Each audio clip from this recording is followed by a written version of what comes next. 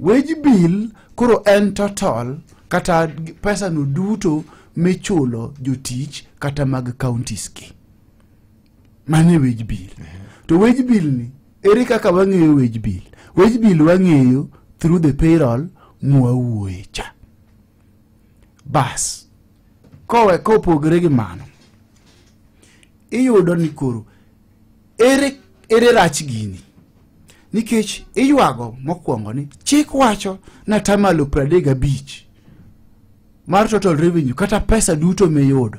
Mano tiende ni fair share mari mowuok from the government, national government, on source revenue, matiende ni dala kucha kipenjo kata maminwa kata mausi chiro kamora mora county mora mora tibiro nyiso ni ibiro winjo ni juogo gi ga ngono e chiro. To nitie gimi wacho ni grants kata ibiro ni World Bank owuok to chiro pesa moro county moro mondo tim project fulani. Ibiro ni grants gin wawacho ni they are controlled. Komini gero hospital onego be notimo ang'owa ogero mana hospital. Komini improve any infrastructure kata mnandaro nego be notimo ang'owa ogero ndara. Koro gigi duto wacho ni atamalo 35 mar pesa miyudo ni okonego bed ni dhi mane osara. Onego bed ni en atamalo 35 and below.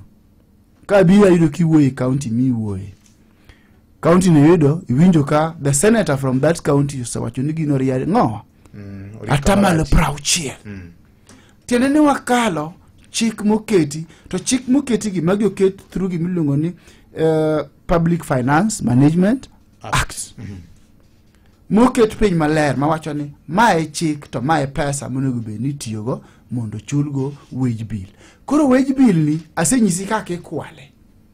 Ikitiyo gi data mag jogo mamanyo tich, tiketo ni gin kache tich kache chulogi, to gin pesa no gikia gito gionge information kabelano.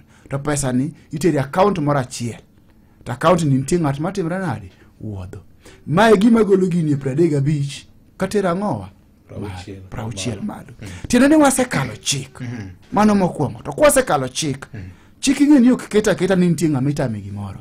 Chik iketo nikech iwinjo kanyo ni Public Finance Management. Tiende ni wa manage pesa. Wang'iyo ni komiwago to kwa tiyo kode ma wakao atamalo 35 watere recurrent expenses kata gimoluongo ni wage bill. Koro modong to wanyalo timo gimi luongo na ng'owa development. Koro dwa bed ni counties makaluo kata counties ng'eny gi ma Kenya ka timo gimi luongo ni okay, okata ni timo gimi luongo counties makaluo ka gin ndiko ji mane tich magitimo. To ndiko ji okondika ji. Iwinjo ni nitie jogo mikao details maggi tikete payroll kagikia tichulo gi nyinggi kagikia mawuodh pesa kamoro gi nyinggi kagitimre nade kagikia. Tiende ni mane tich magitimo kar mondo development bendo timre nade one. Mano wach malich ahinya maka juma. Mago gik ma Auditor General oseflag in most of Lowland counties. Oken county achiel kende. Almost all of them. Iwinjo? Almost all of them.